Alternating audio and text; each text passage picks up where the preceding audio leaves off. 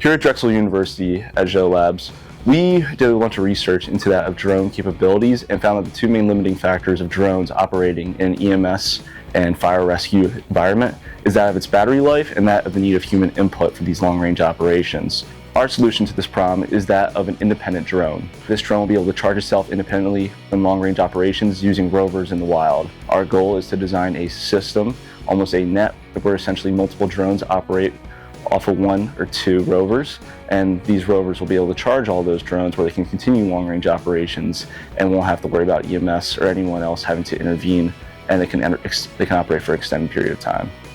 As for our project right now, there are two main things that we are working on. Number one is that of an underside camera. For our drone's landing operations, we'll land on top of a charging rover. It will use an April tag, which the camera will be able to pick up, integrate, and then it will be able to land on top of that safely. The other thing that we're currently working on is the camera on the front, which will allow for it to do long-range tracking and be able to see things in front of it.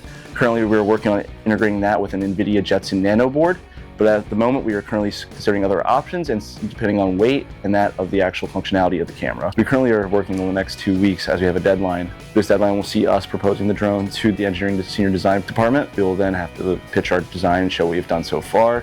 This is currently the crunch period for us, so we are working quite often, about multiple times every single week, and we are getting as much progress done as possible.